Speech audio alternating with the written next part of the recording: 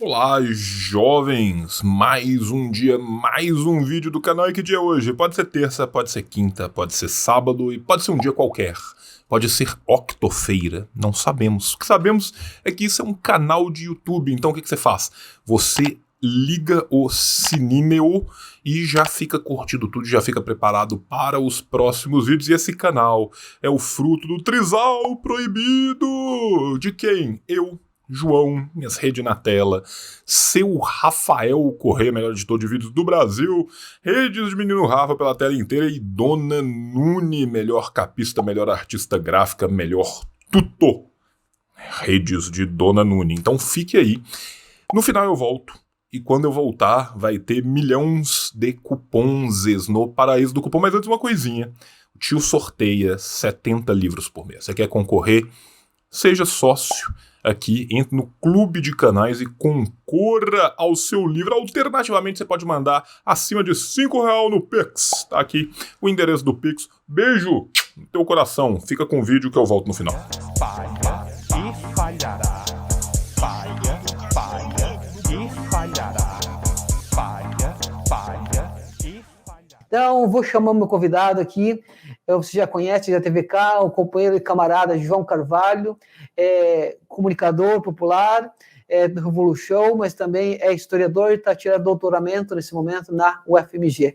Boa tarde, João, e mais uma vez agradecido por estar aqui, meu camarada. Agradeço demais, né, mais uma vez ao convite. Na figura do meu querido camarada Carlos, agradeço a todo mundo da TV 247 que está aqui abrindo esse espaço para a gente. Inicialmente, a gente tinha pensado, né, em fazer um debate um pouco maior, então eu trago aqui também o abraço do camarada Lândia. A companheira dele está com Covid, ele teve Covid na semana passada, estava se recuperando, já está melhor, mas agora a companheira dele também está com Covid em casa, então estão os dois... Ele está por conta dela agora, ele está melhor, mas ela deu uma piorada boa, né? E o camarada Euclides, infelizmente, tem crises constantes de enxaqueca e ele está passando bastante mal. Então eu vim representar, né, os outros meus dois queridos camaradas, né, para a gente falar um pouco do Engels, falar também dos escritos militares do Engels que nós estamos trazendo aqui de forma inédita em língua portuguesa. Os escritos militares do Engels que a gente está trazendo aqui, eles são, em sua esmagadora maioria, inéditos em língua portuguesa e em sua maioria, inéditos no Brasil, né? Boa parte desses escritos só chegaram até o Brasil por meio de edições portuguesas, muito antigas e muito difíceis de encontrar, e a maioria deles nós traduzimos dos seus respectivos originais. Então, para quem tiver interesse em adquirir na pré-venda, tá? Gente, vocês estão vendo aí o preço de R$ 51,20, preparem-se para quando chegar o correio para um calhamaço digno de José Paulo Neto, que são 600 e tantas páginas, né? E lembrando também que esses escritos militares do Engels fazem parte de uma biblioteca que a gente está lançando, né? Que é uma coleção, né? Que a gente pretende fazer não apenas os escritos militares do Engels, mas escritos militares de diversas figuras muito importantes do nosso movimento, do nosso campo como um todo, algo que é ainda mais inédito no Brasil. Então esse vai ser o primeiro volume de uma biblioteca de escritos militares, que a gente já está com 5 volumes programados, o segundo já está na parte final da sua produção, para sair na segunda metade do ano que vem, tá? Então, de onde está vindo esse, virão outros vários, né? E agradeço demais o Carlos, mais uma vez, né, por me receber aqui, por abrir esse espaço da TV 247, que é tão importante, né? E agradeço principalmente a todos os camaradas e as camaradas que estão nos ouvindo agora, não só no Brasil, mas também a Alhures, né? A gente tem uma comunidade diaspórica gigantesca que nos ouve pelo mundo inteiro, né? E aí, se tiver alguém de fora que queira, né, a gente está pensando em ver como que a gente vai conseguir fazer para mandar o livro para fora, bem como num segundo momento também disponibilizar uma versão em e-book desse livro para os camaradas que estão vivendo mais longe do nosso Brasil atualmente. Obrigado, João. Antes de começarmos a falar um pouco do Engels, dessa obra que vocês estão levando para o Brasil, da importância dela e do significado que tem para nós enquanto revolucionários, eu queria agradecer ao pessoal aqui da comunidade, que nós recebemos 3 membros, até aqui a Ruth Rendeiro, muito obrigado por colaborar conosco, Paulo Marcondes também, e a Fátima Bessa. E também queria ler um comentário, a Ana Abrão sempre está conosco aqui, todos os nossos programas, e também o Jorge Schorender, eu não consigo enxergar aqui muito bem, mas dizendo boa tarde, forte abraço do Barão Geraldo, Campinas, sempre programa. Então, agradecer a todos vocês que estão interagir conosco. Quem quiser mandar perguntas, pode mandar, que na sequência do programa, assim que pudermos, vamos tentar o João irá responder aqui, digamos, com a maior brevidade possível. Sabemos que isso vai ser uma missão difícil para nós, mas pronto. Então, para a nossa comunidade, eu acho que é importante, João, já que estamos falando de 200 anos do Engels, que você pudesse, como historiador, e essa capacidade tua de contar histórias e de prender o público, que é uma coisa, um talento o qual não tenho, o qual admiro muito em ti, que pudesse ter uma breve contextualização de quem é o Engels, rapidamente, assim, quais são os seus grandes marcos de vida, a sua origem burguesa, a sua ida para a Inglaterra, bem como o seu encontro com Marx. Se pudesse dar um panorama muito rapidamente, sim, eu acho que era importante para saber quem é a figura. Sim, eu vou tentar fazer mais uma das minhas já tradicionais breves introduções, mas eu prometo que essa vai ser uma das mais breves de todas, né? O Friedrich Engels, né, ele nasceu em Barmen, na Alemanha, em 28 de novembro de 1820, e vai falecer em Londres em agosto, se não me engano, 5 de agosto de 1895, né? O Engels, ele é um homem de uma origem bastante abastada, né? Os pais de Engels haviam se tornado ricos principalmente na segunda geração, mas desde a terceira geração anterior a Engels, eles já eram comerciantes, né? E uma vez o avô de Engels tendo se tornado um grande comerciante, o pai de Engels expande a fortuna da família e também vai expandir a fortuna da família para fora do espaço simplesmente da Alemanha, né? Lembrando que seu pai era dono, né, de fábricas em Salford, né, na região da Grande Manchester. Salford era uma espécie de diadema de Manchester, para quem pensa na Grande São Paulo, ou uma espécie de Baixada Fluminense de Manchester, né? Barmen, na antiga Prússia, atual Wuppertal, né, na Alemanha. O Engels, ele tem uma infância, né, típica de um jovem puritano do local onde ele viveu, né? A família do Engels era uma família profundamente religiosa. Seu pai era um liberal, conservador, puritano, né? Liberal nos negócios, conservador nos costumes, né? Como muitos hoje em dia sabem muito bem o que isso significa, mas isso fez com que Engels, a um só tempo, tivesse um acesso muito grande, né, à cultura e à educação, bem como uma repressão muito grande da verve por conhecer o mundo, por ser uma pessoa diferente, por revolucionar o mundo. É óbvio que Engels não nasce um revolucionário, Engels tornar-se-á um revolucionário a partir das suas andanças e da sua vivência, mas Engels já era um espírito muito livre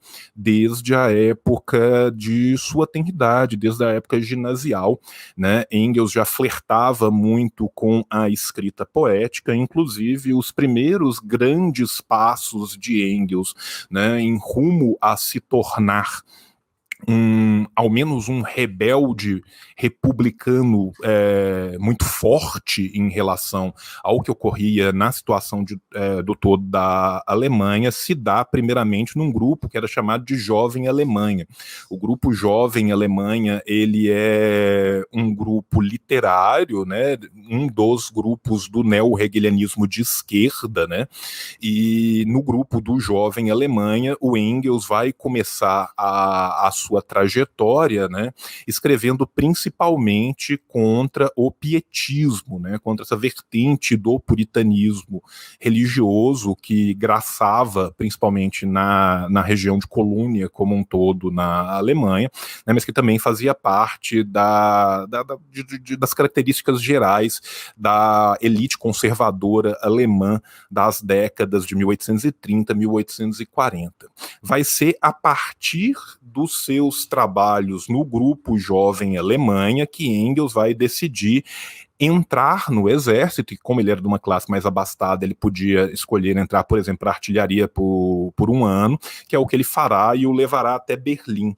Quando Engels vai para Berlim, então, ele vai ainda dentro do grupo do Jovem Alemanha, né, mas aí ele vai entrar em contato com os ciclos berlinenses do neo-hegelianismo de esquerda, né, principalmente o grupo de Bruno Bauer, dos irmãos Bauer, né, grupo este também, a qual Marx havia pertencido. No começo da vida dos dois, no começo da juventude dos dois, é muito irônico, né, como a vida prega essas pequenas peças, né, que o fortuito se aparece, né, que eu lembro muito do Althusser, quando o Althusser fala do materialismo do encontro, né, do encontro, do desencontro e da aleatoriedade, né, a verdade é que Marx e Engels poderiam ter se encontrado muito antes, mas não quis a sorte que isso acontecesse. Então, quando Engels chega para servir, né, a brigada de artilharia de Berlim, Marx estava saindo de Berlim nessa época, né, e há um desencontro entre eles, mas Engels se adentra nos ciclos intelectuais do grupo do Bruno Bauer, né, que obviamente posteriormente eles iriam romper, e é ali que ele vai ter uma primeira quebra nesse seu paradigma, né, simplesmente da Jovem Alemanha, vez que a Jovem Alemanha era um grupo literário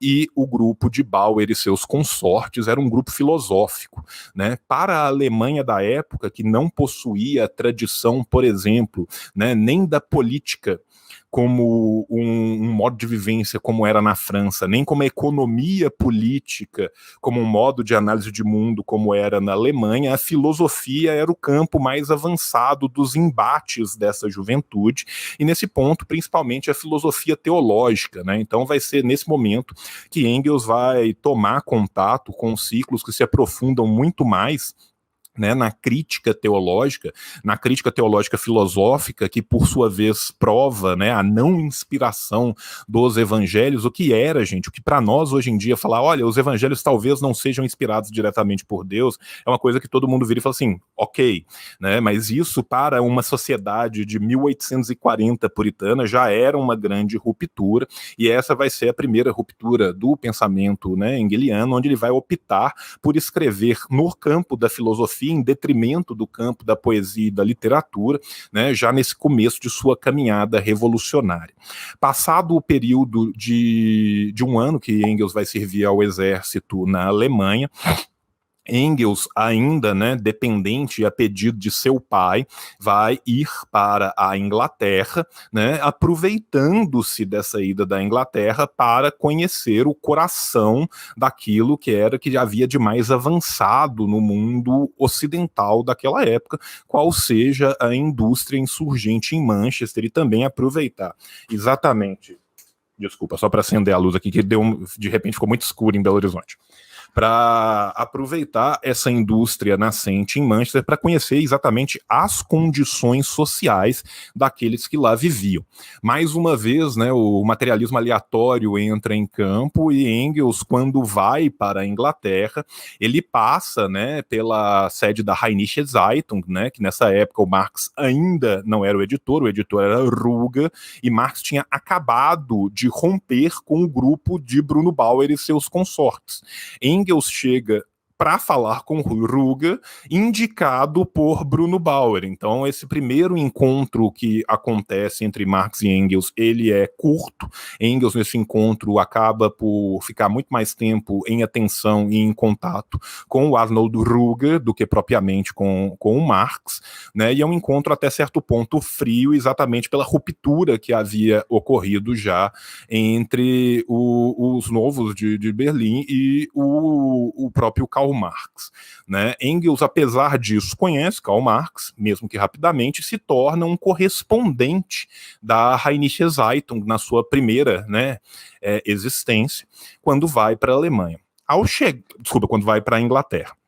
Ao chegar na Inglaterra, né, ao chegar na região de Manchester, de Salford, Engels vai se deparar com uma existência material completamente diferente daquela que era a existência da Alemanha até então, e mesmo daquela que seria a existência material da Alemanha muito depois das revoluções de 1848. A gente tem que pensar que quando a gente estiver lá na frente falando das obras do Engels, das obras militares do Engels, na década de 60, Engels ainda fala para o interior da Alemanha, mesmo com a Alemanha com uma grande pujança econômica, a Alemanha do último quartel do século XIX, aquela que inspiraria em Lenin a escrita do imperialismo, Engels ainda fala como que as permanências medievais graçavam no interior de toda a Alemanha, ainda, né, nas últimas 3 décadas do século XIX.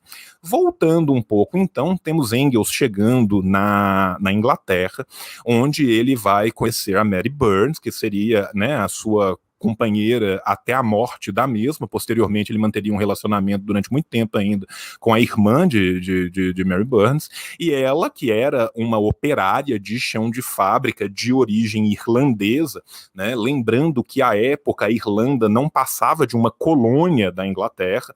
O primeiro intracolonialismo europeu é o colonialismo irlandês, né? Então, assim, existem lutas radicais que são lutadas na Irlanda durante todo o século XIX, antes do século XIX, mas a verdade é que o proletariado britânico, ele graçou muito também na base da exploração brutal do proletariado irlandês, visto que a Inglaterra tratava a Irlanda somente como uma colônia, deplorando, né, e explorando a Irlanda de toda e qualquer possibilidade, não somente de ter uma existência nacional, mas de ter uma consecução melhor das suas condições materiais internas. Engels, então, vai conhecer a realidade das classes mais expropriadas da Revolução Industrial, lembrando que nós estamos falando numa época que expropriação pela Revolução Industrial é algo que para nós hoje parece quase inacreditável. Nós estamos falando aqui de crianças de 8, 10 anos de idade trabalhando 14 horas por dia. Nós estamos falando de homens com 22 anos de idade morrendo por estresse de tanto trabalhar. Nós estamos falando de favelas, verdadeiros cortiços, que não tinham nenhum tipo de condição higiênica e que as pessoas trabalhavam todos os dias porque elas não podiam parar de trabalhar, senão elas não teriam o que comer, e as crianças viviam na penúria, na pobreza e constantemente drogadas e alcoolizadas para poderem continuar vivendo. Algo que graçava na Inglaterra desde o século anterior e que sempre foi apoiado pelos grandes pais do liberalismo. Né? A gente muitas vezes esquece essa contra-história do liberalismo econômico, e Engels é um grande homem, um grande autor para que a gente conheça essa contra-história, mas a verdade é que quando a gente fala dos grandes pais do liberalismo, como por exemplo John Locke é um homem que escreveu sobre a necessidade de prisões panópticas para que crianças de 8 a 12 anos pudessem ficar trancafiadas trabalhando 12 a 14 horas por dia.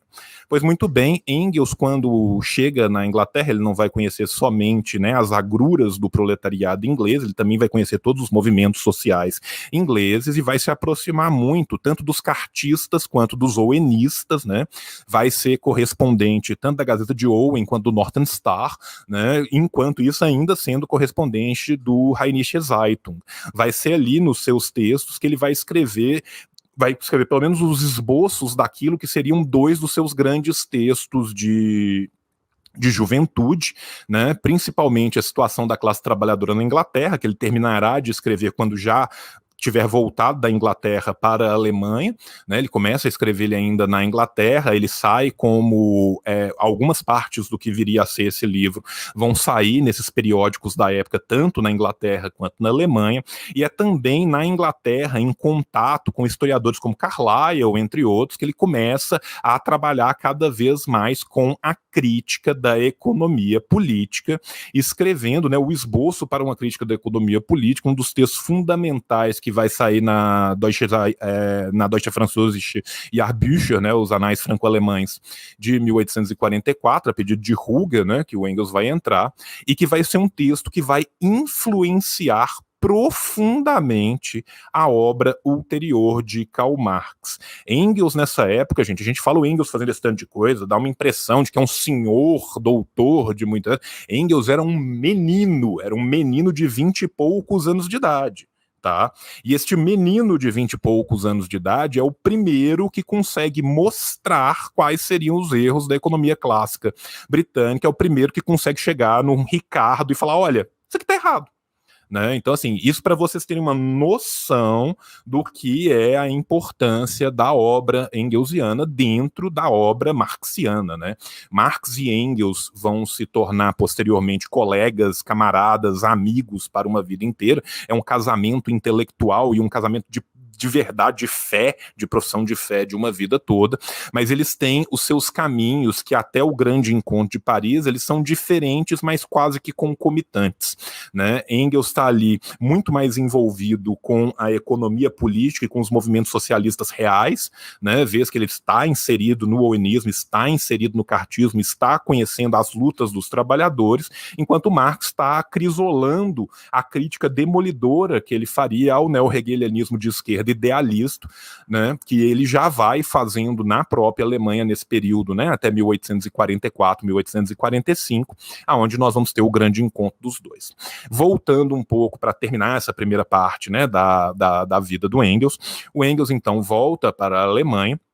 Nessa volta para a Alemanha, né, existe uma perseguição, né, e nessa perseguição ele acaba sendo forçado a ir à França. Quando ele vai à França, ele tem, então, um encontro que entra para a história. Vocês que viram o filme Jovem Marx, o Café de la Régence, né, todo aquele momento bonito, né, aonde Marx e Engels se tornarão, né, uma só criatura, né, no sentido do materialismo, no sentido da produção acadêmica para todo um sempre. Seria a partir deste encontro, então, que eles escreveriam uma das obras, que é uma das obras mais importantes da crítica marxiana como um todo, mas que só vai aparecer para nós, que hoje em dia a gente toma ela como algo dado, mas que ela só aparece de verdade devido aos esforços de Davi Riazanov na década de 30 do século XX, que é a ideologia alemã. Né? É óbvio que eles já colaboram em A Sagrada Família, é óbvio que os anais franco-alemães, que vão ter uma edição, se eu não me engano, da expressão popular em português com eles completos em breve, que vai ser interessantíssimo para quem não tiver a oportunidade de ler no original ou nas boas traduções que se tem para o francês, para o italiano, para o inglês, para o espanhol, né? Os anais, eles trazem textos muito importantes do Marx e do Engels. O Marx, enquanto isso, estava escrevendo A Questão Judaica, estava rompendo com Bruno Bauer. Eles vão escrever junto a Sagrada Família, que já é essa última ruptura e esse caminho rumo ao materialismo, mas a ruptura final, que é a ruptura com o materialismo sensualista de Feuerbach, ela vai se dar de fato a partir de 1845, com a urdidura da ideologia alemã. Não somente nós vamos ter isso, como na ideologia alemã, que é uma obra composta, nós vamos ter as teses também contra Feuerbach, aonde nós vamos ter aquela famosa tese 11, que é o final de todo esse percurso inicial, né, aonde de fato se chega a um materialismo consequente, não esse materialismo dos sentidos, né, e às vezes para quem estuda as coisas são muito claras, para quem está ouvindo de fora não são. O termo materialismo sensualista não significa que ele seja sensual, que ele seja um materialismo sexy, né, ele é um materialismo dos sentidos. Em que sentido?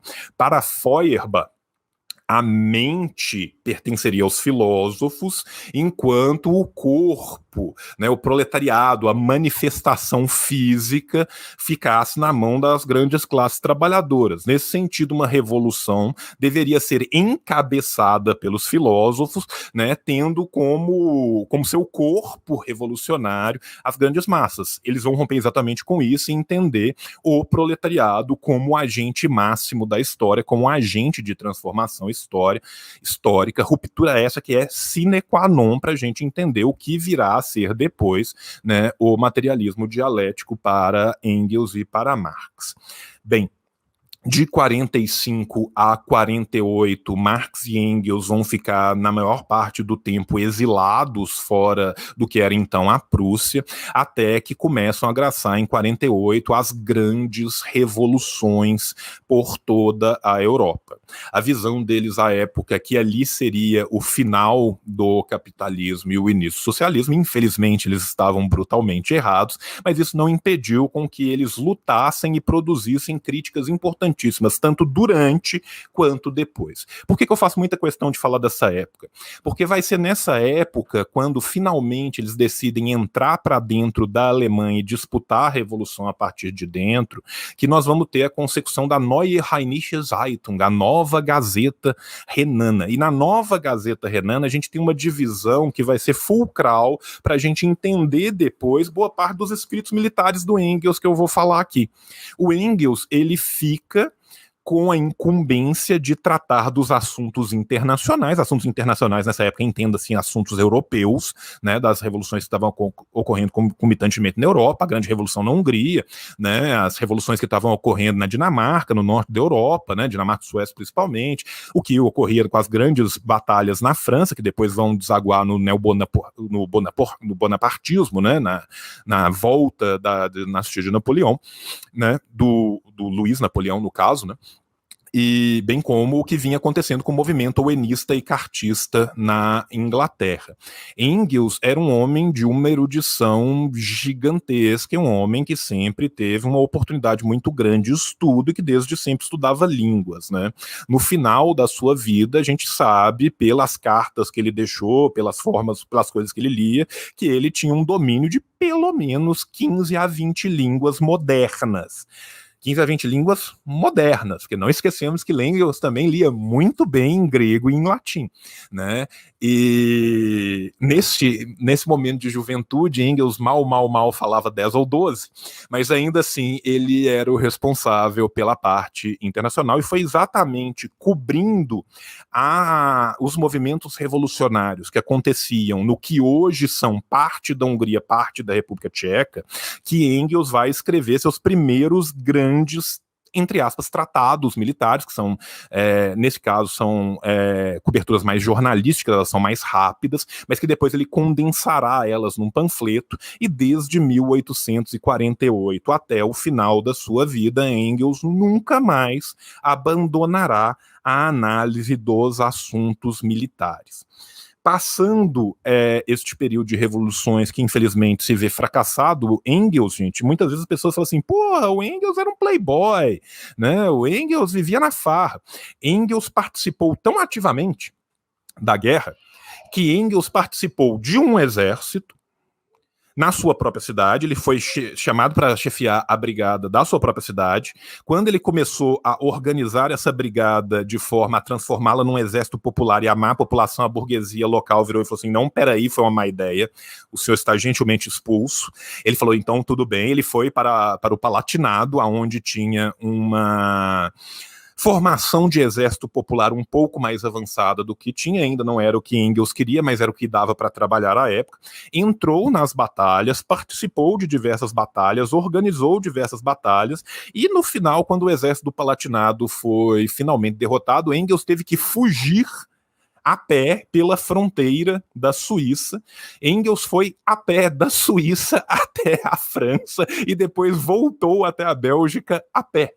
Né? Então, assim, teve todo um périplo gigantesco que Engels se viu forçado a fazer ao longo de alguns meses durante esse período, que mostram muito bem quem era Engels. Engels optou por servir ao exército, Engels optou por servir posteriormente à Revolução na Alemanha, na forma que ela se encontrava. Durante todo este período, Engels continuava a produzir artigo atrás de artigo atrás de artigo.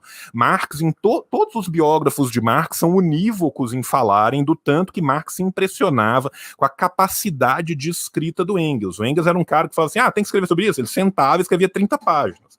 Né? Então, assim, inclusive a produção de Marx e Engels é tão gigantesca e tem coisa saindo todo ano até hoje por causa disso, né? Quem tiver a oportunidade de ver só o catálogo de lançamentos, né, da Mega 2, da Marx Engels Gesamtausgabe, né, da obra completa do Marx e do Engels 2, porque a 1 foi na Rússia, no Instituto Marx Engels, depois Marx Engels Lenin, comandada por Davi Riazonov, depois continuada até o começo da década de 40 e paralisada, as obras que são feitas são gigantescas. Gente, só as obras coletadas, ou seja, que é o resuminho do que tem de melhor, tem 50 volumes em inglês. Tá? Isso é a quantidade que esses homens escreveram durante uma vida inteira.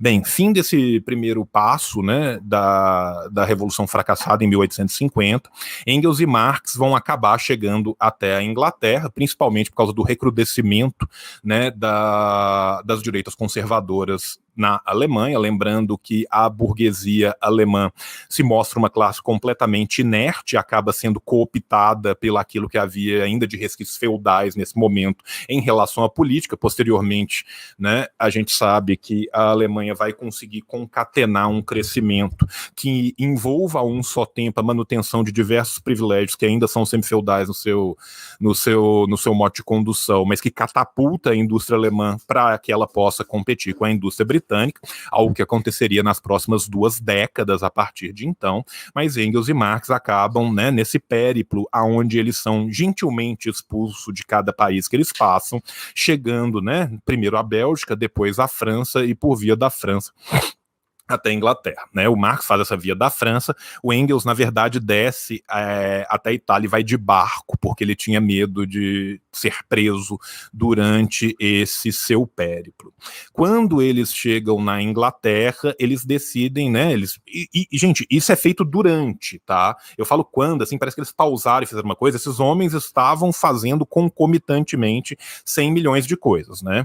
Vamos voltar um pouco, né? Já no final da década de 40, eles vão começar a entrar na Liga dos Justos, tá? Por que eles vão entrar na Liga dos Justos? Porque eles se apercebem, quando eles ainda estavam na Bélgica, antes da eclosão da Guerra Popular na Alemanha, da necessidade de se cooptar as massas trabalhadoras e de pertencer a algo que, de fato, as massas trabalhadoras estavam inseridas. Então, simplesmente, as gazetas, os jornais que eles faziam não eram bastante, e a Liga dos Justos, que já era um movimento maior, Liga dos Justos, que já tinha encabeçado importantes movimentações populares na Alemanha ainda em 1843 e 1844, sob a égide de Weitling, que era um tecelão da Silésia e escritor socialista, muito tópico, mas ainda assim pensando que é um homem que saiu do seio do proletariado. Weitling era muito avançado quando, por exemplo, comparado com o que era escrito na França pelo proletariado ou na Inglaterra pelo próprio proletariado. O Engels e Marx decidem, então, a necessidade de entrar na Liga dos Justos. Uma vez que eles conseguem entrar na Liga dos Justos, eles vão tentar operacionalizar a Liga dos Justos para torná-la em um, de fato, partido comunista aberto, porque até então existia uma influência blanquista muito grande dentro da Liga dos Justos e ela era uma sociedade secreta. Isso vai envolver toda uma briga política que vai começar 1 ou 2 anos antes e que vai desaguar no final, né, em 1848, com a vitória de Engels e Marx politicamente dentro da Liga dos Justos, vitória essa que vai levar não somente a Liga dos Justos a se tornar, né, esse primeiro embrião de um partido verdadeiramente proletário, bem como vai levar a que Marx e Engels escrevam um pequeno livrinho que quase não fez diferença na história da humanidade, chamado Manifesto Comunista, em 1848, que vai ser lançado em 1848, mas como ele vai ser lançado logo na véspera da eclosão desse barril de pólvora que se torna a Europa, ele acaba por se tornar muito mais importante a posteriori do que propriamente na época do seu lançamento. Voltamos lá para a Inglaterra em 1850, né, aonde Marx e Engels, então, já com a Liga organizada, já com o manifesto feito, vão começar o balanço e a construção das novas pontes possíveis. E eu vou pausar um pouco a vida de Engels por aqui para voltar para o Carlos e a gente poder continuar nossa discussão. Juro que eu tentei falar o mais rápido possível essa primeira metadezinha, assim, para a gente ter uma noção, mas daqui em diante a gente vai continuando. Obrigado, João. Justamente eu acho que o pessoal está muito contente com a tua didática, tu tem essa capacidade de contar a história, mas também não é só contar fatos, mas tentar contextualizar e fazer com que as pessoas se identifiquem com a própria história. Só antes de fazer uma questão, João, que eu acho que seria importante como uma chave de leitura, que ao meu ver, talvez pode discordar de mim, mas eu acho que é importante. Só antes disso, eu quero... várias pessoas te vão perguntar aqui se está no YouTube. Não, esse vídeo está no YouTube também. E sempre que, por 247, sempre que se faz para o YouTube, quanto mais visualização tem, mais estão subindo no algoritmo. Então, quem quiser migrar para o YouTube, fique à vontade. João, da minha releitura um pouco do Engels, em certa medida, principalmente dessa biografia que a Boitempo lançou agora, do Gustav Mahler, algo me chamou a atenção, principalmente esse tempo que ele vai passar em Berlim, no qual ele vai servir ao exército durante o ano. E a pergunta que eu queria te fazer, que eu acho que como chave de leitura, que para mim talvez essa divisão que supostamente que o Marx e o Engels fizeram em termos de trabalho, tem a ver com a própria experiência do Engels enquanto está na tropa, está mesmo intervindo. Tu acredita que essa experiência foi determinante para o Engels enganjar-se, depois de vou escrever sobre questões militares, vou pensar eu acho que essa experiência militares? foi uma experiência formadora, porque o Engels, quando ele vai para Berlim, ele vai muito mais para se aproximar dos ciclos filosóficos mais avançados do neo-hegelianismo de esquerda da época, do que propriamente por um amor à militária. Só que a verdade é que se um historiador militar do futuro escrevesse um livro sobre a história militar do século XIX e tivesse acesso ao que Marx e Engels tinham escrito sobre história militar, Engels seria o gênio e Marx seria o segundo violino. A vida de Engels acaba tornando esta primeira experiência em uma experiência fundadora, em uma experiência muito importante. Por quê? Principalmente porque acontece em 1848. Quando a gente tem essa onda, essa primavera revolucionária, né, de 1848 a 1850 em toda a Europa, o Engels, como eu disse, na Nova Gazeta Renana, na Rheinische Zeitung, ele vai ficar com a parte da escrita internacional, dos assuntos internacionais. E a primeira grande vitória popular que se tem, que é na Hungria, o Engels vai se debruçar muito fortemente sobre isso, exatamente pela sua capacidade, né, de conhecimento, né, tanto da língua tcheca quanto da língua magyar. Então isso permite com que ele acompanhe tudo que estava sendo produzido à época, e aí aquilo que ele teve de formação teórica acabou sendo instrumentalizado, e a partir de então ele vai instrumentalizar isso cada vez mais, lembrando que ele está coadunando não somente uma erudição enciclopédica, uma erudição de gabinete, mas sim uma prática militar. Porque ao mesmo tempo em que Engels estava escrevendo sobre esses movimentos, ele também está encampando esses movimentos na sua praxis material na própria Alemanha, né? Primeiro na Liga de Salvação Pública de Hermann em Baden, né? E posteriormente depois com a sua união ao Exército do Palatinado. Mais ainda, quando ele passa, né, por essa experiência militar do Palatinado, e o exército perde, e perde muito também por causa dos seus problemas de organização, enquanto do outro lado, né, o bonapartismo cresce e ganha a França, e cresce e ganha a França num momento em que Engels, fugido da Suíça, e depois num périplo gigantesco por toda a França, voltando até a fronteira com a Alemanha, né, ele vai conhecer a situação dos camponeses franceses e entender por que aquele bonapartismo estava crescendo tanto, o que eles acreditavam que deveria ser organização, bem como ele vai podendo analisar quais são os movimentos táticos, né?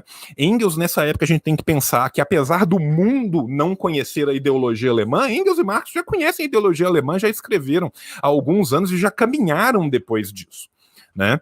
Então, o que está acontecendo ali é exatamente a tese 11 ocorrendo na vida de Engels, né? Os filósofos já falaram muito sobre o mundo, o importante é mudá-lo. Como poderia Engels mudar de fato o peso de uma nova eclosão militar, que ele via e sempre viu isso como inexorável, dado ao próprio sistema capitalista ser um sistema portador de crises cíclicas, a favor do proletariado. Então Engels, desde o primeiro momento que ele se debruça, né, e esse primeiro momento vai ser ali por volta de 1848, sobre as questões militares de fato, né, nas campanhas militares, inclusive a gente lembremos-nos aqui que a Hungria depois vai sofrer uma grande derrota popular, que o Engels também vai analisar a posteriori. A partir de então, o Engels vai passar a ser um analista contumaz da questão militar para entender como que numa futura revolução devem ser armados os exércitos populares para que eles possam vencer. Porque fica muito claro para Engels, e principalmente fica muito claro para Engels a partir da sua experiência real, que para além das questões de organização, vão existir questões muito práticas de armamento e de acesso. Né? O Engels nota muito claramente que aqueles exércitos que são formados ali, por mais bravios que eles sejam, por mais que eles tentem, né, o abandono que é feito desses exércitos por parte da burguesia, ou seja, o abandono material desses exércitos, vai forçá-los a lutar de uma forma diferente. Bem como a compreensão de como as grandes potências capitalistas vinham mudando as suas táticas de guerra, era muito importante mesmo para se entender as guerras interimperialistas e como deveria o proletariado, as massas trabalhadoras se posicionarem em relação a essas guerras. Quando a gente vê um Engels mais maduro já, né, na década de 50, na década de 60, escrevendo sobre questões militares, né, o que a gente vê é que, apesar de muitas vezes o Engels escrever isso apocrifamente, ele não assinar os textos que ele está escrevendo sobre as questões militares, inclusive isso leva a uma coisa que é deliciosa. O Engels, quando ele começa a fazer a análise das campanhas, né, principalmente da Alemanha, da Guerra de 1860, e ele escreve apocrifamente, todo mundo acha que são generais revoltosos com os erros que estão sendo cometidos, e aí começam, na Alemanha inteira, a povo falar assim, tal artigo foi escrito pelo general fulano. Não, tal artigo é escrito do general fulano, tal artigo é escrito do general fulano. E você tem várias cartas do Marx e do Engels se divertindo e rindo horrores disso, que eles não sabem que quem está escrevendo aquilo são aqueles malditos comunistas da antiga Liga dos Justos, já então da Primeira Internacional, né? Ou seja, o Engels, ele tem uma visão militar muito arguta, mas ele nunca abandona nessa visão militar arguta dele o norte revolucionário.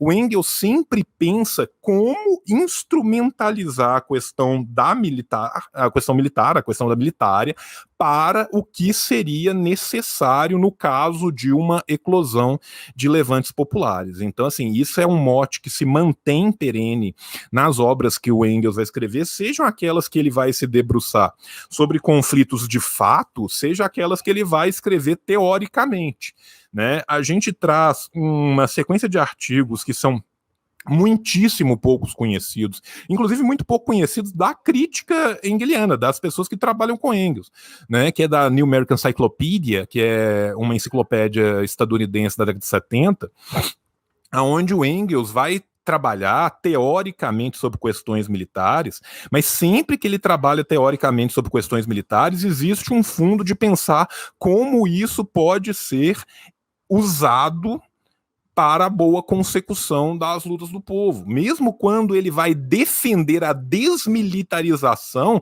ele nunca deixa de pensar numa desmilitarização de exércitos estatais com uma militarização da população. né? Então, assim, o que Engels vê, e isso fica muito claro quando a gente lê, por exemplo, Pode a Europa se desarmar, que é um texto, né, já da maturidade do Engels, ou mesmo quando a gente vai ler os trechos em que ele fala da corrida bélica europeia no Anti-Düren, né? O Engels, ele está o tempo inteiro preocupado a um só tempo com a potencialidade da Primeira Guerra Mundial, que Engels previu em 1890, inclusive previu quantas milhões de pessoas iam morrer, e acertou, né? Como Engels também estava muito preocupado no armamento popular, na criação de uma milícia popular constante, como forma de refrear esses gastos, e ele tenta, inclusive, vender essa ideia economicamente para as elites, para poder armar as massas populares e dar consecução a uma futura revolução popular.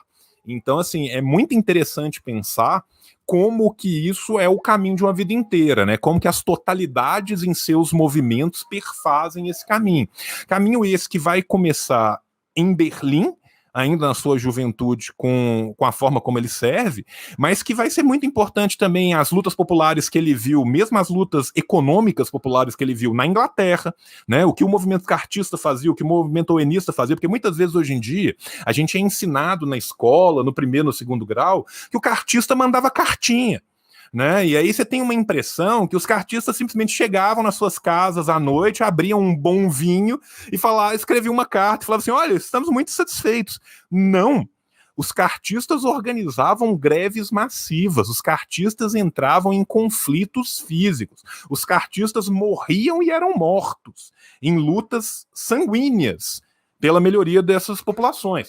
Então, assim, todas essas lutas que Engels vai presenciando são muito importantes, mas também esse encontro fortuito, né, de Engels com a nova Gazeta Renana e com a Revolução Húngara também é muito importante para a boa consecução da sua obra militar a posterior.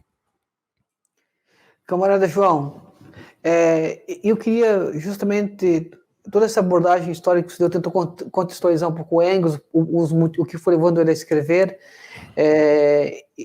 Eu queria que nós pudéssemos nos apropriar desse conhecimento, dessa preocupação, no fundo, do que o Engels tem. Porque escrever sobre questões militares não era porque ele achava divertido só, era uma preocupação do ponto de vista para quem se preocupa com a revolução, para quem se preocupa em transformar o mundo. E minha pergunta que eu quero te fazer é mais contemporânea. Grande parte da esquerda, de um modo geral, quando eu falo grande parte da esquerda, quem não está no pacote não se sinta ofendido, mas, de um modo geral, marginalizou as questões militares, achou que não era importante, que não era central. Porque, basicamente, entrou naquele binômio lá, como diz o Lossurdo, que é autoritarismo e democracia. Você pensa que são militares, logo você é um autoritário. E nós sabemos que essa é uma lógica de cariz liberal, burguesa, ela veio daí. E o que acontece? De que forma nós podemos nos apropriar desses escritos, dessas reflexões, que é um tempo histórico determinado, específico, para os dias de hoje, para pensarmos formas também de como intervir na questão militar? Quando a gente organizou o livro, né, o livro que eu estou falando aqui, o livro está lá, né, à disposição na editora Baioneta, em pré-venda, que são os escritos militares do Engels, para quem tiver interesse. Esse livro foi organizado por mim, pelo Euclides Vasconcelos, que é historiador de formação e trabalha com a área de história militar, e pelo Gabriel Lande, nosso querido camarada também, que ele é advogado de formação, um militante comunista muito conhecido aqui em todo o Brasil, e o Lande, ele é um profundo conhecedor da obra leniniana. Então, assim, isso tudo permeia muito para nós a necessidade de celebrar os 200 anos de Engels, mas celebrar trazendo aquilo que a gente acha que é o que mais falta, né, na literatura em língua portuguesa como um todo. Eu tenho certeza também que boa parte desses escritos vão ser muito úteis para os nossos camaradas em Portugal, para os nossos camaradas em toda a África, em toda a diáspora da língua portuguesa, porque muitas vezes é negligenciado esses aspectos das obras militares de Engels, de Lenin, de Stalin, de Mao, de Judé, de Giap, de tantos outros, como se elas fossem pertencentes a um tempo passado, como se elas não existissem mais, né? Antes de eu falar um pouco da nossa escolha do Engels, eu quero só deixar uma coisa clara, porque às vezes para as pessoas que estão nos ouvindo, que não nos conhecem, né, ou que não conhecem o movimento que acontece, principalmente no Ocidente, no movimento comunista como um todo, isso fica meio sem sentido. Para quem é europeu, as coisas fazem muito mais sentido, porque o europeu está acostumado com a ideia do eurocomunismo, com tudo que aconteceu no marxismo ocidental. Então, esse abandono da causa militar e essa quase adesão à social-democracia, essa quase reificação dos mesmos erros que haviam sido cometidos pelo SPD durante a Segunda Internacional, capitulação a qual leva não somente aos créditos de guerra em 1914, mas principalmente à perseguição da Liga Espartacus, a morte, o assassino cruel e vil de Rosa Luxemburgo, que está ali atrás do camarada Ortmann, né? Não só de Rosa, também de Karl Liebknecht. A gente tem que sempre lembrar das batalhas que foram encabeçadas pelo Karl Liebknecht, que é alguém muito importante para o nosso movimento como um todo, mas também que levou a um século de derrotas dentro do solo ocidental da Europa. A verdade é que a Europa ocidental não vê uma revolução acontecendo nas suas terras há quase uma centúria, né? E isso leva a uma normatização do processo burguês, do suposto Estado de Direito burguês, que não é um Estado como a gente gostaria que fosse um Estado, e não é de direito para todos os cidadãos. E a gente tem que entender que a ruptura que se dá, a ruptura revolucionária que se dá, ela é uma ruptura que requerirá o uso não somente de ações parlamentares, mas também de uma ruptura violenta. Não existe nenhum sistema na história da humanidade que um belo dia o seu status quo virou e falou: não, nós já expropriamos tudo que a gente tinha para expropriar, estamos satisfeitos. Os donos de escravos da antiguidade não acordaram um belo dia em Roma, ou no Egito, ou na Grécia, viraram para os escravos e falaram assim: gente, vocês estão livres, né? Tá aqui, ó. Estou abrindo o livro de história aqui, página 353, nós vamos entrar no medievo. Então, a partir de amanhã, vocês são servos. Isso não acontece, gente, né? A história ela é muito mais complexa do que isso, e elas são as totalidades em seus movimentos, né? Então, a necessidade de se compreender como operacionalizar as rupturas, ela é uma necessidade candente do nosso movimento. Ela o foi na Rússia, ela o foi em todas as lutas anticoloniais, e ela será nas futuras lutas que nós vamos ter que desbravar em qualquer lugar do planeta. Tá? Então, assim, a gente tem que entender que se Clausewitz dizia, né, que a política é a guerra por outros meios, a visão materialista, a visão dialética, a visão do materialismo histórico hegeliano, lembrando que Engels erige, né, o socialismo como uma ciência. Engels vai ser o primeiro que vai coligar tanto as correntes socialistas políticas francesas, como o estudo da economia política da Inglaterra, como o estudo da filosofia neo-hegeliana de esquerda e toda a sua ruptura na Alemanha, num caudal que levará à construção em uníssono e concomitante a Marx, né, que a gente falou lá no começo, que vai levar o socialismo do socialismo utópico ao socialismo científico, é inexorável que nessa sociedade a ruptura também terá uma parte que requerirá o uso da força. E quando a gente fala de uso da força, muitas vezes as pessoas falam assim: não, mas eu sou da paz, eu quero o Estado da paz. O Estado usa a força o tempo inteiro.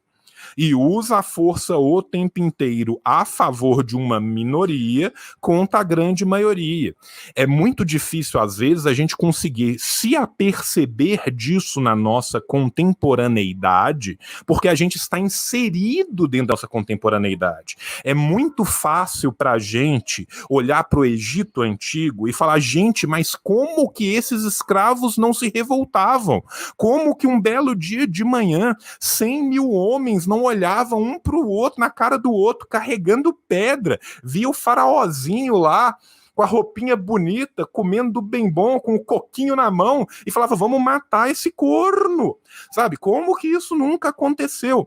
E aí a gente fala isso e se revolta com isso, e no outro dia de manhã nós estamos todos pegando 2 horas de ônibus para trabalhar 8 horas por dia, para que no final do ano nosso patrão possa comprar um Camaro ainda mais amarelo e mais bonito do que o último. Tá? Então, assim, a percepção histórica ela é muito difícil a partir do nosso próprio umbigo, tá? E é por isso que muitas vezes a ruptura é tão difícil. Por quê? Porque juntamente com todo um arcabouço social, todo um arcabouço de sociabilidades, a gente tem o sopé desse prédio, a gente tem a infraestrutura arraigada na economia, de onde vão partir tanto a ideologia que nos mantém presos a esse sistema, quanto a alienação do nosso próprio trabalho. Então, por que é tão importante a gente falar 200 anos depois da obra de Marx, da obra de Engels? Porque é uma ruptura revolucionária que não se acaba nem se exágua nas águas de Marx e Engels. Existe toda a tradição marxista posterior, né? Porque as pessoas, gente, e eu gosto muito de focar nisso aqui, porque isso é muito importante, as pessoas são fruto do seu tempo. O sujeito pode ser um visionário, mas ele é um visionário a partir do seu tempo. Tá? As pessoas não estão desligadas do seu tempo histórico. Quem acredita nisso é o idealismo. Tá? Não existe esse gênio, esse zeitgeist que passa voando sobre o tempo histórico. Quem acredita nisso, no primeiro lugar da história, não é nem o idealismo, é o zoroastrianismo. Quem acredita que vão passar pela história espíritos portadores de saber, tangenciando as dimensões, é o zoroastrianismo. Isso é a Ahriman e a Ahura Mazda. Nós que somos feitos de carne, somos presos ao nosso tempo. Mas preso aos nossos tempos, nós podemos sim ser visionários dos tempos vindouros, tá? Se não na sua forma, ao menos no seu modo. E é por isso que nós escolhemos os textos que aqui escolhemos para estarem presentes nessa coletânea. Por quê? Esses textos têm, primeiro, um cariz histórico importantíssimo. Eles acompanham a evolução do pensamento engeliano militar, a forma como Engels vai fazendo. Você tem textos que permeiam toda a caminhada do Engels. São textos que, muitas vezes, apesar de descerem a pormenores ridículos de geografia, de conhecimento militar, de tática militar, de muitas vezes tipos de exército, de formações de exército, que hoje em dia sequer existem mais, eles têm algo no fundo que permeia eles todos, que é a forma como é feita esta análise e o que se depreende dessa análise para a totalidade dos movimentos, seja para a política, seja para a economia, seja para a boa consecução das relações internacionais, é compreender esses textos como uma pluralidade totalizante de onde nós podemos nos aperceber de diversas pontes possíveis para a gente agir hoje. As coisas, às vezes, são muito mais próximas de nós do que nós gostaríamos que elas fossem, tá? Então, boa parte. Vou dar um exemplo aqui muito claro. O Engels, ao falar teoricamente sobre movimentações possíveis da Alemanha, ele fala isso no Po e no Reno, fala isso em Possavoy e Reno.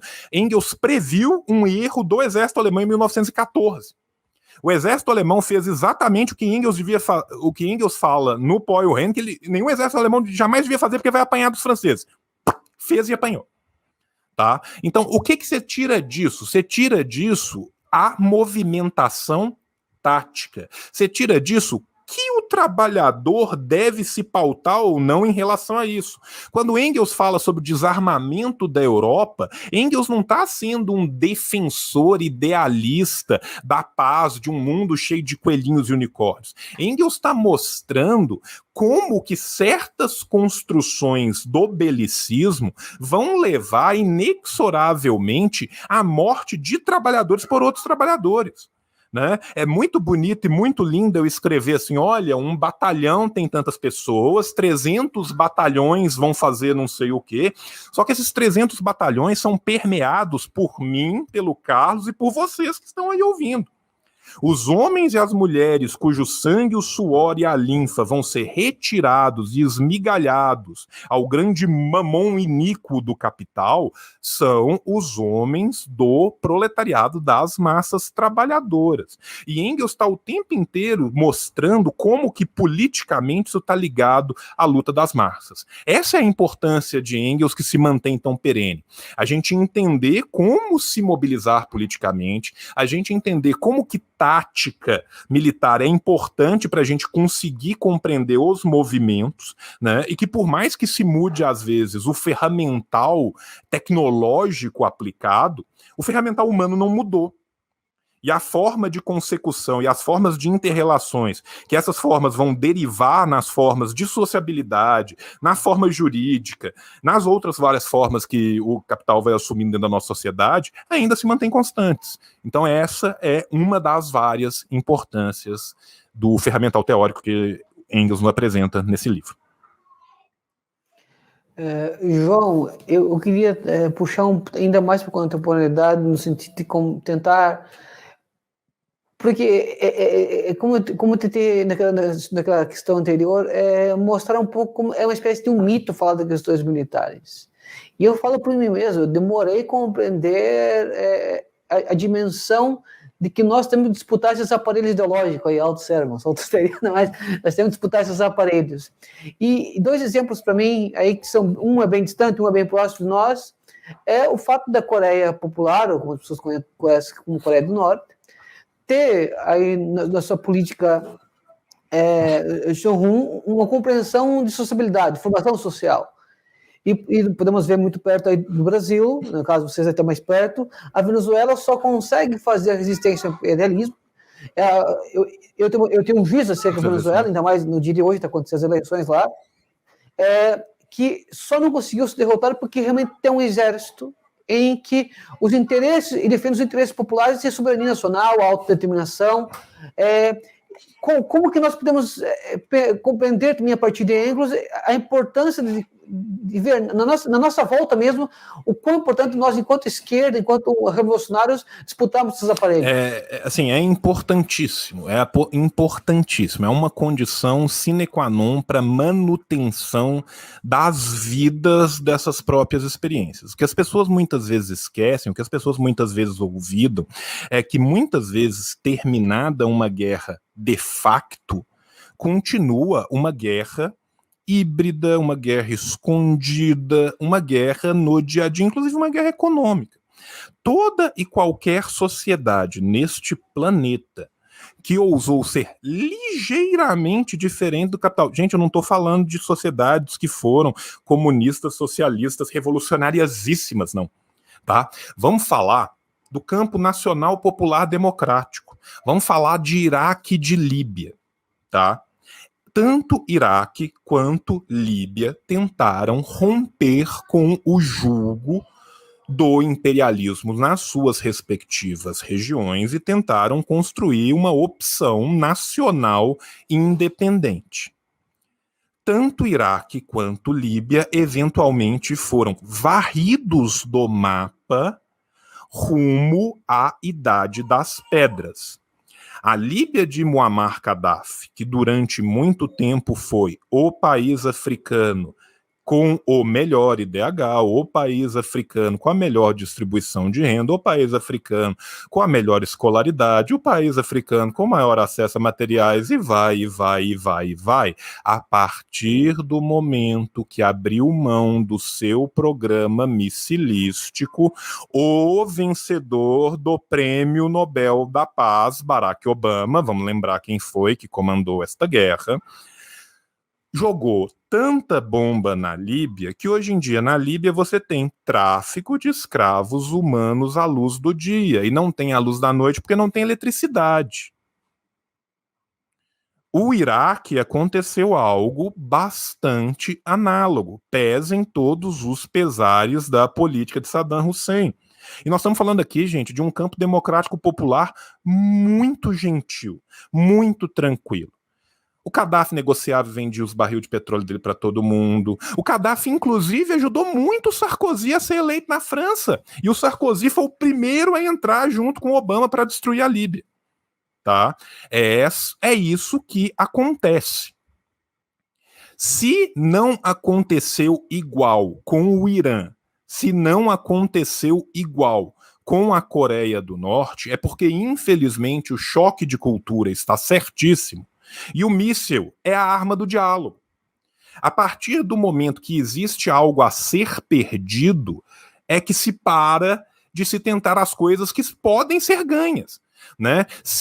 A gente tem que pensar, o imperialismo ele é banditismo.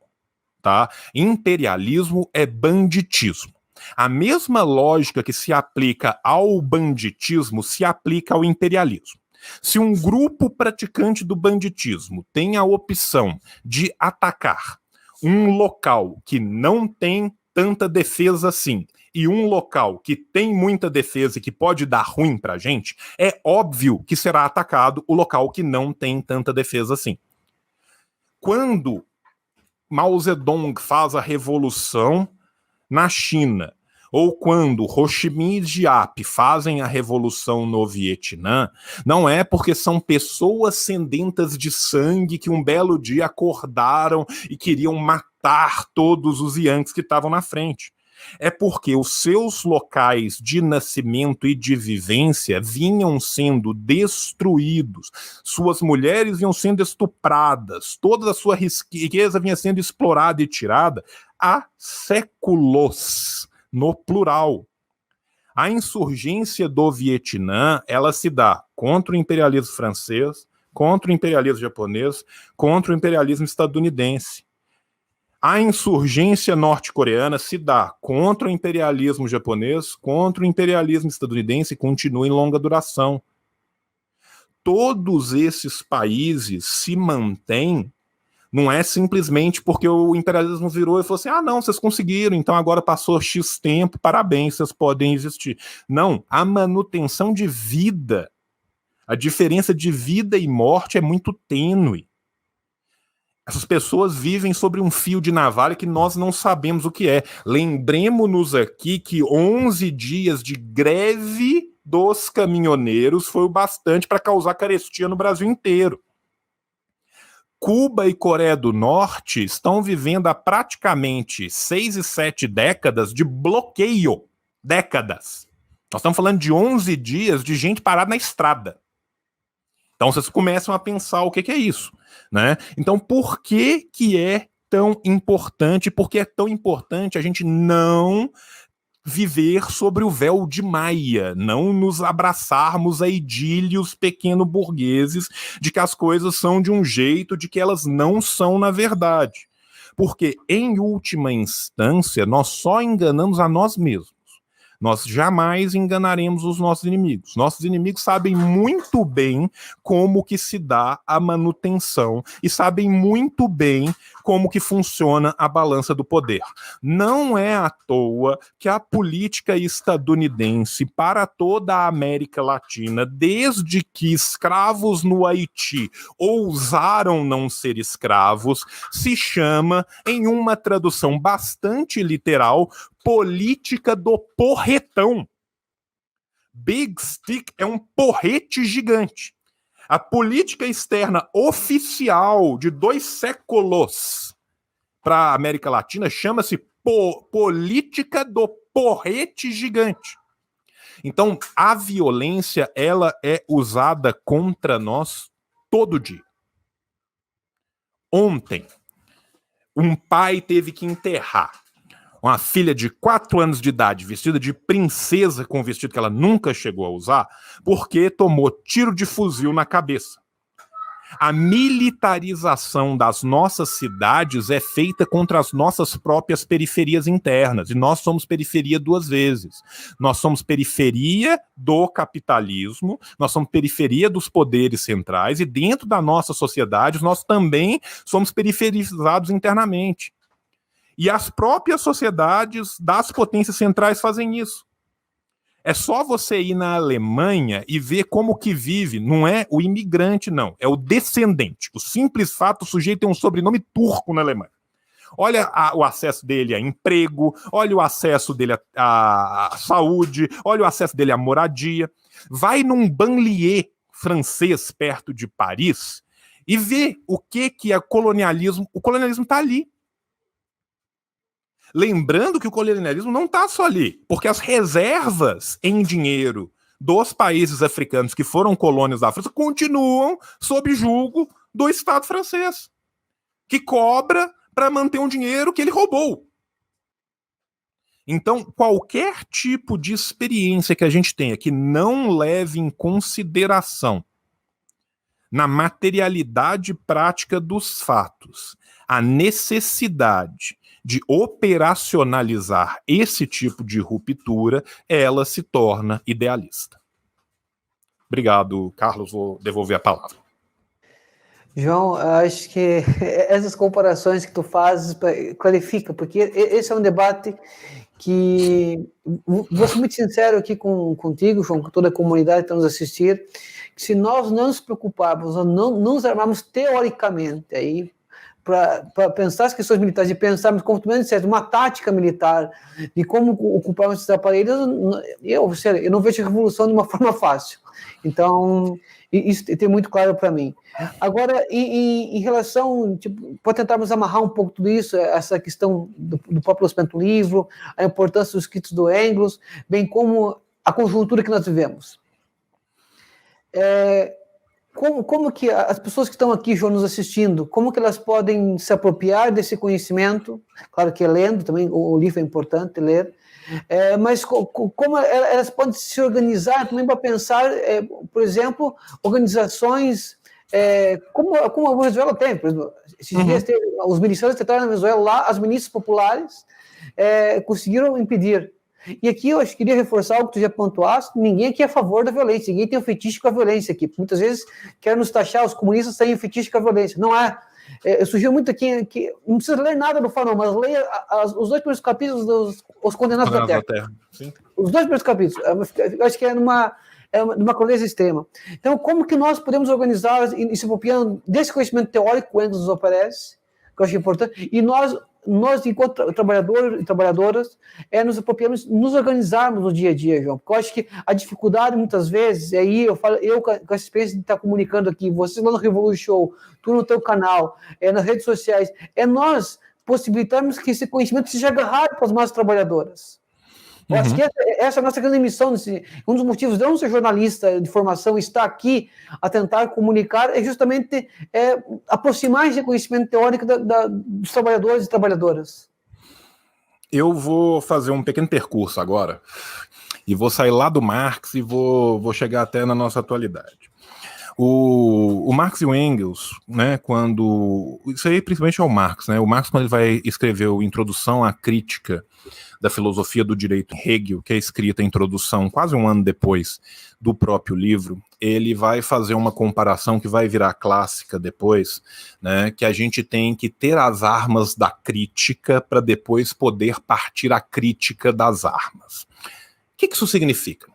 Isso significa, e Lenin depois vai resumir isso de uma forma ainda melhor, que Lenin vai falar que sem teoria revolucionária não existe ação revolucionária, né? A gente tem que entender o materialismo histórico dialético exatamente como este caminho, né, biunívoco, ou seja, que vai e que volta, né, que está sempre em sua supra-assunção, né? Vamos falar aqui da Aufhebung. A Aufhebung é algo que cria o novo a partir do antigo, portando no novo os elementos dessa contradição com essa contradição desfeita, ou seja, ele é uma criação que aporta elementos do antigo na sua criação. A teoria desaliada da prática é academicismo. Infelizmente, a gente vê isso graçar muito no marxismo, um academicismo burguês. Escrevi um lindo paper que está numa revista de Qualis A1, que vai ser lida pelos seus pares, parabéns, muito obrigado, mas que vai ter uma morte aí. A prática voluntarista, sem nenhuma teoria, é o caminho para diversos erros. Quando a gente pega em 1870 na Rússia, a gente vai ver o populismo narodnik russo, né, que vai ir para atentados, para loucura, para idealizar um tempo pretérito que nunca existiu fora do idealismo dos seus próprios escritores. A gente está vendo uma prática sem teoria. O praticismo, mero praticismo, também é um problema. Nós, marxistas-leninistas que seguem o pensamento Mao Tse-tung, marxistas-leninistas maoístas, enfim, o que nós precisamos é de aliar a teoria à prática. E é por isso que é tão importante, e aí dando um passo lá para frente, a cooptação dos aparatos ideológicos. O livro é um aparato ideológico. O YouTube é um aparato ideológico. O podcast é um aparato ideológico. Cooptar esses aparatos e torná-los como fontes de formação das massas trabalhadoras é muito importante. Mas isso é só uma parte. A outra parte, e é aí que eu me baseio tanto na experiência da Coreia do Norte, eu vou falar de um conceito norte-coreano que eu gosto muito dele, que é o conceito de Minwichon. E Minwichon, para os norte-coreanos, é ter o povo como céu. Em que sentido? O movimento ele deve partir das massas trabalhadoras, com as massas trabalhadoras, para as massas trabalhadoras. Enxergar o povo como céu é, uma vez tomado de assalto o céu da burguesia, a construção tem que enxergar o povo como o fim último, como o paraíso, saindo dele, voltando para ele e estando nele. Como que se faz isso? Se faz isso através da organização e da militância organizada a partir da boa teoria levada a uma prática de mudança de mundo. Se eu chegar numa parede e começar a dar murro numa parede, eu vou conseguir quebrar a minha mão, ser considerado um louco e a parede vai continuar ali do exato mesmo jeito. Se 100 mil pessoas chegarem numa parede e empurrarem essa parede ao mesmo tempo, essa parede ruirá. É para isso que nós trabalhamos aliando teoria à praxis. E a teoria ela tem que ser aliada à praxis em todos os campos. E o bom marxismo, leninismo revolucionário é aquele que entende as mudanças e as especificidades do tempo que o engendra. Quando Marx e Rosa Luxemburgo falam sobre a Polônia com uma diferença de 15 anos de um escrito de um para outro, eles dizem coisas diametralmente opostas e ambos estão completamente certos, porque são duas análises do ferramental. O que nos importa é o ferramental e não o dogmatismo do ferramental. Quando nós estudamos experiências anticoloniais, quando nós nos debruçamos para entender o que está acontecendo na guerra popular prolongada na Índia, que vem desde a década de 70 com Naxalbari e continua em Dandakaranya, ou quando a gente está estudando o que o MPLA fez na África, nós não estamos estudando aquilo para pegar aquilo como um molde, enfiar na realidade, bater na realidade, até que a realidade aceite. Não, nós queremos entender os nortes daquilo para ver o que é aplicável à nossa realidade, o que não é aplicável à nossa realidade. A crítica sem autofagia é isso, é compreender os erros e os acertos do passado sem jogar fora o bebê com a água do banho. O marxista-leninista envergonhado das experiências reais, ele é qualquer coisa menos marxista-leninista. Não é ter orgulho dos erros, é reconhecer os erros e criticá-los para não repeti-los. Agora, a gente tem que entender as coisas nas totalidades que elas acontecem. Não basta simplesmente eu estar estudando ciência militar. Eu estudo a ciência militar porque eu sei que existem outros camaradas que estão estudando RI, existem outros camaradas que estão estudando ciências da informação, existem outros camaradas que estão estudando psicologia, psicologia de massa e psicologia social, e vai ser o esforço conjunto de todos esses camaradas devidamente organizados, típico idealmente num único partido, mas na ausência disso, nas grandes frações do que um dia tenho certeza será um partido único revolucionário, que nos permitirá aumentar o horizonte das pessoas. Quando a gente fala de pautas mínimas, a gente tem que fazer pautas mínimas sem nunca esquecer o horizonte revolucionário das pautas máximas.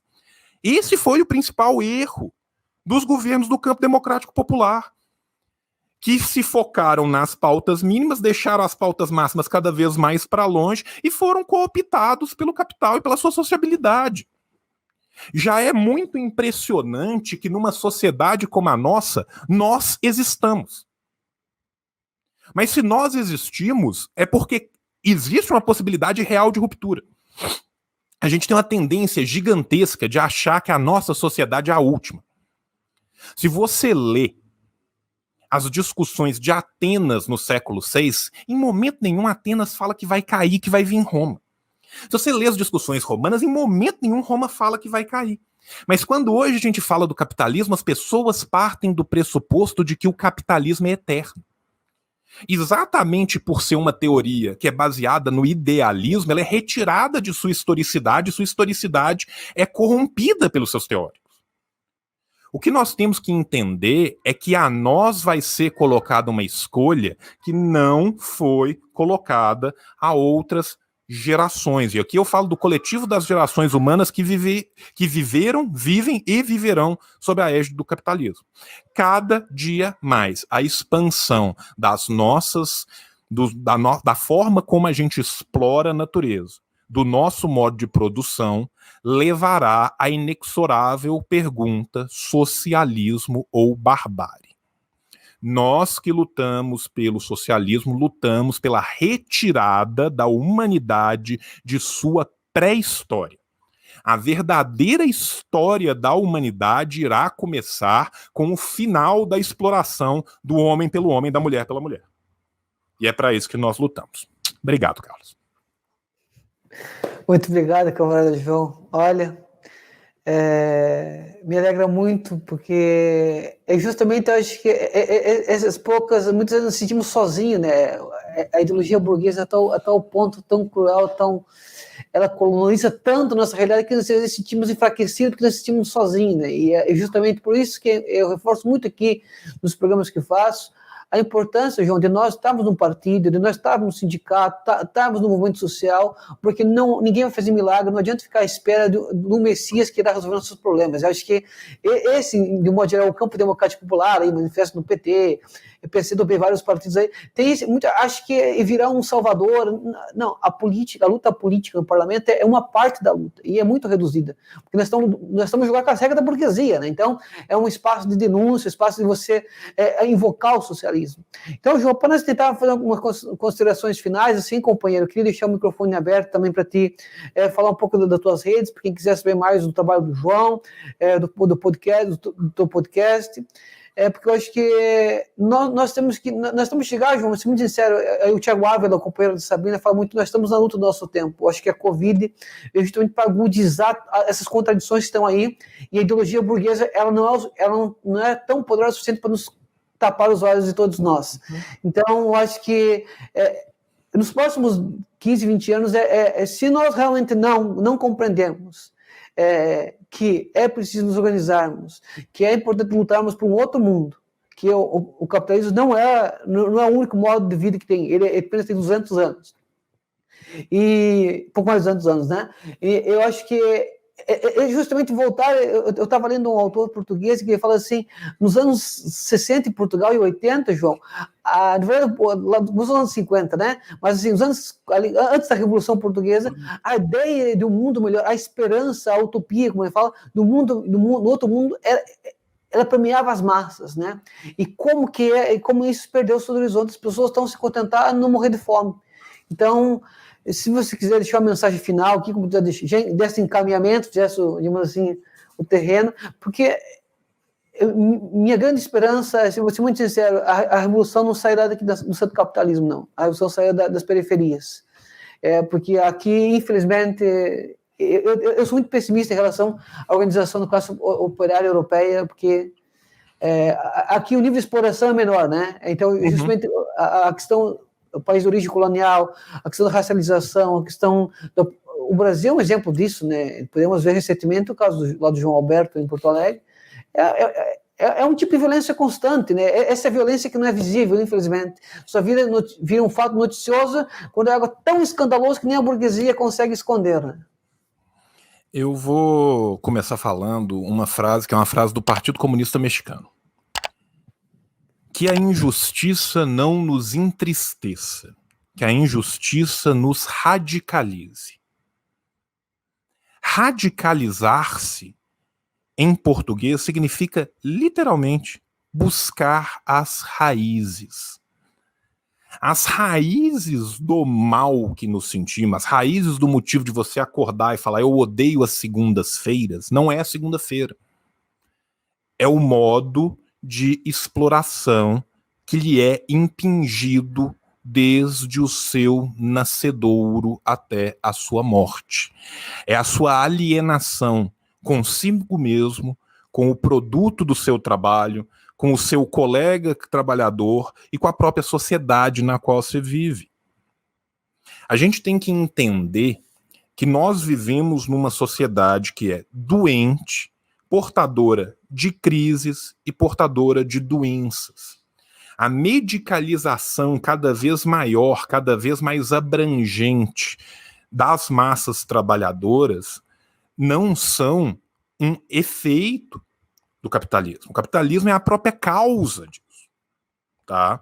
Então é muito importante para isso que nós nos organizemos. Aonde você que está me ouvindo vai se organizar, sinceramente, não me importa. O importante é que você se organize. Se organize e estude e milite. A luta que nós temos, ela é uma luta muito ampla. Existem diversas frentes diferentes para essa luta. Nós tentamos ocupar a maioria das quais não são possíveis, mas a verdade é que precisariam das vidas de milhares e milhões de Carlos e Joãos, e vão precisar, para que a gente consiga romper esse sistema de exploração. Agora, sistemas de exploração tão cruéis quanto já foram rompidos pela humanidade diversas vezes antes e serão também no futuro, porque não é uma questão de escolha. Ao contrário dos outros modos de produção anteriores a nós vamos chegar ao esgotamento das nossas possibilidades de manutenção da vida humana na Terra. A verdade é que, desde 1968, a humanidade já tem capacidade produtiva para que absolutamente ninguém precisasse de morrer de fome. Pega os dados da FAO, pega os dados da ONU e vê quantas centenas de milhões de pessoas já morreram desde então. Isso é escolha. Escolha de um sistema que comoditiza, que transforma em mercadoria todos os aspectos da vida. Seja os aspectos materiais ou os aspectos imateriais da nossa vida. Se revoltar contra isso é necessário, é justo. E é preciso que nós nos revoltemos contra isso. E é preciso que nós lutemos a favor da existência nossa e dos nossos filhos e das gerações que virão depois de nós. É para isso que nós lutamos. Então se organizem, estudem e deixem que a desesperança se torne radicalidade e não medo. Falando um pouco, então, para fechar, sobre quem eu sou, quem não me conhece, minhas redes sociais. Eu sou o detrator número 32 da atual lista do governo de Jair Messias Bolsonaro, né? João Carvalho, eu sou historiador de formação.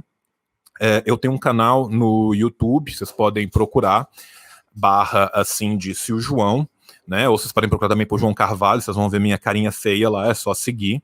Para além disso, eu construo coletivamente o Revolution. O Revolution é hoje em dia o maior podcast da esquerda revolucionária brasileira, né? A gente está passando aí de 4 milhões de downloads ao longo do nosso período, que é uma cooptação autosseriana desse aparato ideológico que vem dando muito certo, né? E, além disso, eu também sou militante comunista e recomendo a vocês que achem uma belíssima organização para vocês, do tamanho do número do seu pé. Para cada pé cansado existe uma organização que será um belo sapato. Então entrem e vamos, porque a messe é muito longa, né? Mas a gente precisa de trabalhadores para a nossa messe. Então eu quero mais uma vez agradecer demais o Carlos, e na figura do Carlos toda a TV 247, né? Eu estou coautorando, né, o livro dos escritos militares do Engels, né? Então, assim, quem tiver interesse em adquiri-lo, é só ir no site da editora Baioneta, ele está em pré-venda, deve ficar em pré-venda ainda por mais uns 15 dias, tá? Então, quem tiver o interesse está lá. Essas traduções a gente fez dos originais e a gente cotejou com todas as citações do Engels, o que é um trabalho hercúleo, porque o Engels faz o favor de citar em várias línguas. Eu dei uma sorte no caso, porque eu peguei ninguém queria pegar agora só para contar uma anedota para a gente fechar, ninguém queria pegar o verbete que ele fez sobre exército, porque ele começava na Grécia Antiga e depois no exército romano. E aí falaram, não, João, você é formado em letras clássicas, é para você mesmo. Então, assim, só nesse aí teve umas 100 e tantas notas de pé de página que eu tive que estudar. Tem tratado do Asclepiodotos, que eu fui achar o tratado para descobrir o que diabos era que o cara fazia dentro do exército, gente. O Engels é de uma erudição assustadora, mas ao mesmo tempo é um cara muito divertido de ler. E o Engels, ele é profundamente irônico e sarcástico. Tem hora que, assim, eu não recomendo você ler o livro bebendo algo, porque vai ter chance de você cuspir alguma coisa no livro. O Engels, ele é profundamente irônico, é uma leitura divertidíssima, recomendo a todos, né? Deixo um abraço a todos que nos viram aqui, ao Carlos, dos meus queridos camaradas Euclides Vasconcelos e Gabriel Landifásio, que não puderam estar aqui hoje presentes, que teriam enriquecido ainda muito mais e abrilhantado muito mais essa nossa discussão, mas que o capitalismo adoeceu a ambos, então isso aí é um bom sinal de que nós precisamos de parar com esse adoecimento constante de nós, classe trabalhadora. Obrigado, camarada João. Um abraço, Holande, o camarada Euclides. Vamos programar uma próxima live. Eu acho que agora vai acabar o ano, né? Para o ano que vem vamos ter que pensar todo domingo colocar um programa em que nós possamos discutir, trazer à baila essas questões da questão militar. Para mim, acho que é fundamental, porque nós se realmente não pensarmos numa tática, e a curto prazo, não falo nem a longo prazo, eu acho que a curto prazo nós temos que pensar, porque o bolsonarismo, vou ser muito sincero, ele colocou um projeto político lá e está colocando em marcha, está passando por cima de tudo.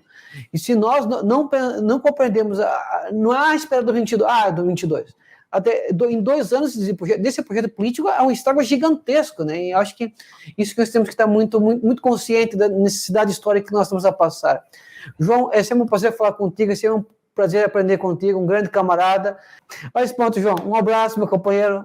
Força na luta. Obrigado, meu querido, um abraço. Até a próxima, pessoal. Tchau, tchau. Tchau.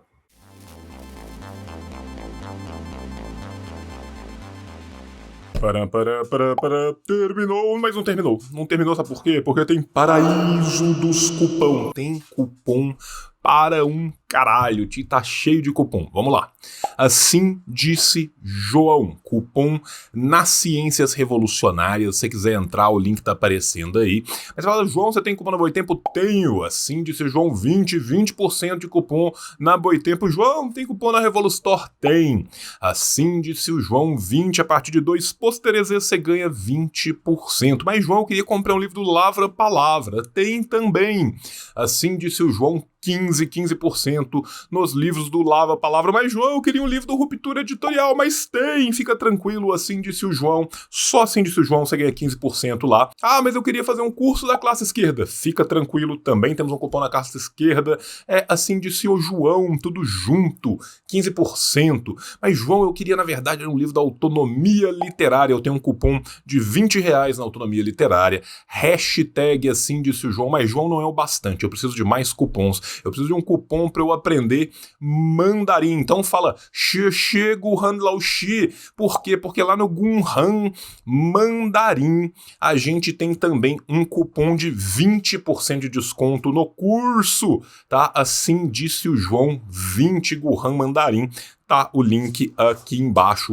Milhões de cupons. Em breve a gente volta com outro vídeo. Assina o canal, liga o sininho, curte, comenta, printa um QR Code, tatua na testa, faz o que você quiser. Beijo no teu coração e tchau, tchau. O capitalismo falhou, falha e falhará em cada uma das sociedades aonde